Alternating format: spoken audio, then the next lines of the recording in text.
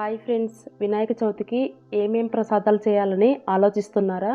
అయితే ఈ వీడియోలో 2 రకాల ప్రసాదాలని వినాయక చవితి రోజు సింపుల్గా ఎలా చేసుకోవాలో చూపించానన్నమాట. వినాయకునికి చాలా ప్రీతికరమైన ఉండ్రాళ్ళు ఇంకా శనగపప్పుతో వడల్ని చాలా సింపుల్ ప్రాసెస్లో ఎలా చేసుకోవాలో చూపించానన్నమాట. ఒక్కసారి ఇలా ట్రై చేయండి. టేస్ట్ చూడకపోయినా కూడా ప్రసాదాలు చాలా బాగా కుదురుతాయి అన్నమాట. ఇంకా అలాగే మీలో ఎవరైనా ఛానల్ని సబ్స్క్రైబ్ చేసుకోకుండా చూస్తున్నట్లయితే ఛానల్ని సబ్స్క్రైబ్ చేసుకొని పక్కనే ఉన్న బెల్ సింబల్ని యాక్టివేట్ చేసుకోండి. సో దానివల్ల నేను ఎప్పుడు వీడియోలు అప్లోడ్ చేసినా మీకు నోటిఫికేషన్ రూపంలో వస్తుందన్నమాట. ఇంకా ఆలస్యం చేయకుండా ఈ సింపుల్ ప్రసాదాల్ని ఎలా చేసుకోవాలో చూసేద్దాం పదండి. ముందుగా శనగపప్పు వడలు చేసుకోవడానికైతే ఒక 4-5 గంటలు ముందుగానే శనగపప్పు నానబెట్టుకోవాలండి. ఇక్కడ నేనైతే ఒక చిన్న టీ గ్లాస్ పైన శనగపప్పు తీసుకొని దాన్ని అయితే నానబెట్టుకున్నాను అనమాట. పండగ రోజు ఎక్కువ రకాల ప్రసాదాలు అయితే చేస్తుంటాం కదా. పండగ రోజు దేవుని దగ్గర పెట్టినవి అన్నీ అయితే తినలేమండి. కాబట్టి తక్కువ క్వాంటిటీలో ప్రసాదాలు చేసుకున్నామంటే వేస్ట్ కాకుండా కొద్దిగా చేసుకున్నామంటే సరిపోతుందండి.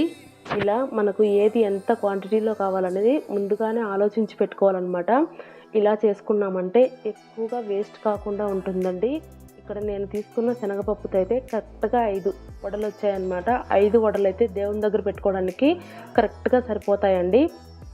నానిన శనగపప్పునైతే మిక్సీ పట్టుకోవడం కోసం మిక్సీ జార్లో ఒక 2 పచ్చిమిరపకాయలు, అలాగే 1 ఇంచి అల్లం, 1 స్పూన్ జీలకర్ర వేసుకొని అందులోనే నానబెట్టుకున్న శనగపప్పును కూడా వేసేసి కచ్చాపిచ్చాగా మిక్సీ పట్టుకోవాలండి.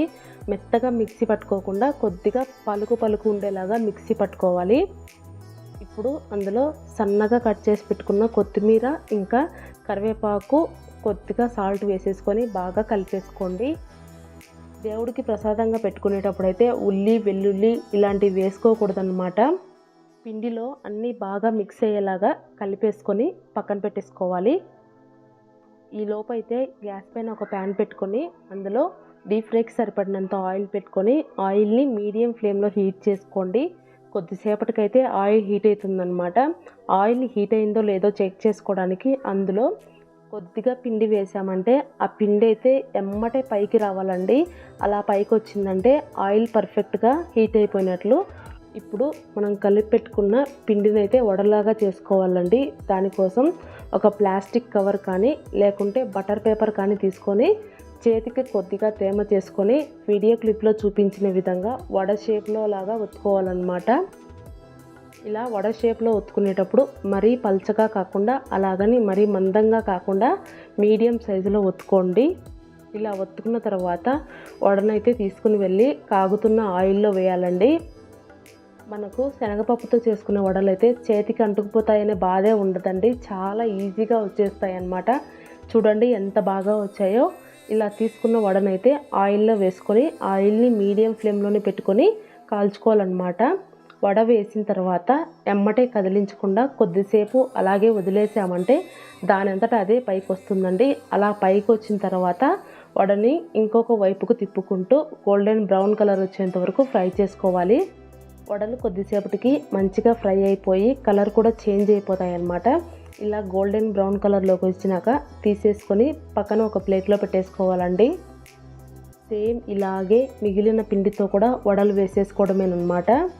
వడలన్నీ కాల్చేసుకున్న తర్వాత వడలన్నింటినీ ఒక ప్లేట్లో పెట్టేసుకొని దేవుడి దగ్గర ప్రసాదంగా పెట్టుకోవడమేనండి.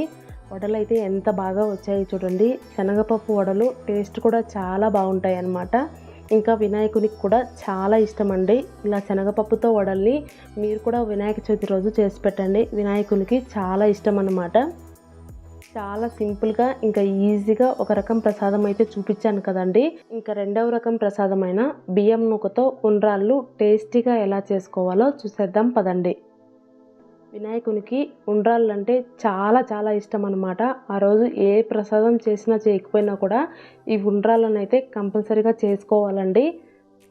దానికోసం అయితే గ్యాస్ పైన ఒక ప్యాన్ పెట్టుకొని అందులో 1 స్పూన్ నెయ్యి వేసుకోవాలండి. నెయ్యి హీట్ అయిన తర్వాత ఇప్పుడు అందులో బియ్యం రవ్వ ఉంటుంది కదా, ఆ బియ్యం రవ్వ వేసుకోవాలన్నమాట. ఇక్కడ నేను తీసుకున్న రవ్వ అయితే ఇంట్లోనే ప్రిపేర్ చేసుకున్నదండి. బియ్యం బాగా కడిగేసి 1 గంట పాటు నానబెట్టేసుకొని ఆరబెట్టేసి ఆ బియ్యాన్ని మిక్సీ పట్టుకొని జల్లెడ పట్టుకున్నామంటే బియ్యం నూక వస్తుందండి. నేనైతే అలాగే ఇంట్లోనే ప్రిపేర్ చేసుకున్నానండి. మీరు బయట సూపర్ మార్కెట్లో దొరికే బియ్యం నూకను కూడా వాడుకోవచ్చు అన్నమాట. బియ్యం రవ్వని 1 కప్పు తీసుకొని దాని నెయ్యిలో వేసుకొని కొద్దిగా రంగు చేంజ్ అయ్యేంత వరకు ఫ్రై చేసుకోవాలండి. అది ఫ్రై చేసుకున్న తర్వాత పక్కకు తీసేసి ఒక ప్లేట్లో పెట్టేసుకోండి. ఇప్పుడు మళ్ళీ గ్యాస్ పైన అదే ప్యాన్ పెట్టుకొని అందులో ఇంకొక స్పూన్ నెయ్యి వేసుకొని అందులో 1 స్పూన్ జీలకర్ర, అలాగే 1 గంట పాటు నానబెట్టుకున్న పచ్చిశనగపప్పుని ఒక చిన్న కప్పు నిండా వేసుకోండి. అలాగే అందులోనే తురుముకున్న పచ్చి కొబ్బరిని వేసేసుకొని అన్నింటినీ కొద్దిసేపు నెయ్యిలో ఫ్రై చేసుకోండి. ఇప్పుడు అందులో 1 కప్పు బియ్యం నూకకి 2.5 కప్పులు ఎసరు వేసేసుకోవాలండి. ఎసరు వేసిన తర్వాత కొద్దిగా ఉప్పు వేసేసి మూత పెట్టేసి ఎసరుని బాగా తెరల కాగనివ్వండి. ఎసరు తెరల కాగి శనగపప్పు కూడా కొద్దిగా ఉడుకుతుందన్నమాట. అలా ఉడికిన తర్వాత మనం ముందుగా వేయించుకున్న రవ్వనైతే గ్యాస్ని సిమ్లో పెట్టేసుకొని రవ్వని కొద్దిగా వేసుకుంటూ బాగా కలుపుకోవాలన్నమాట. ఇలా రవ్వ వేసుకునేటప్పుడు బాగా కలుపుకుంటూనే ఉండాలన్నమాట, లేకుంటే ఉండకట్టిపోతుందండి. రవ్వ మొత్తం ఎసరులో బాగా కలిసిపోయిన తర్వాత ఇప్పుడు గ్యాస్ని హై ఫ్లేమ్లో పెట్టుకొని దగ్గరుండి కలుపుకుంటూ ఉన్నామంటే అది మొత్తం దగ్గరికి వచ్చేస్తుందన్నమాట. ఇలాగే కలుపుకుంటూ ఉన్నామంటే అది ఒక ముద్దలాగా తయారయ్యి ప్యాన్ నుంచి సపరేట్ అవుతుందండి. ఇక్కడ వీడియో క్లిప్లో చూపిస్తున్నాను కదా, అలా ప్యాన్ నుంచి సపరేట్ అయిపోతుందన్నమాట. ఈ టైంలో గ్యాస్ ఆఫ్ చేసేసి కిందికి దించేసి దాన్ని కొద్దిసేపు బాగా చల్లారనివ్వండి. దాన్ని కొద్దిసేపు గరిటెతో కలుపుకుంటూ ఉన్నామంటే తొందరగా చల్లారిపోతుందండి. అది చల్లారిపోయిన తర్వాత ఇంకొద్దిగా గట్టిపడిపోతుందన్నమాట. ఇలా గట్టిపడిపోయిన పిండి ముద్దని చేతికి కొద్దిగా నెయ్యి అప్లై చేసేసుకొని కొద్ది ఉండలాగా తీసుకొని వీడియో క్లిప్లో చూపించిన విధంగా ఉండ్రాళ్ళలాగా చుట్టేసుకోవాలండి.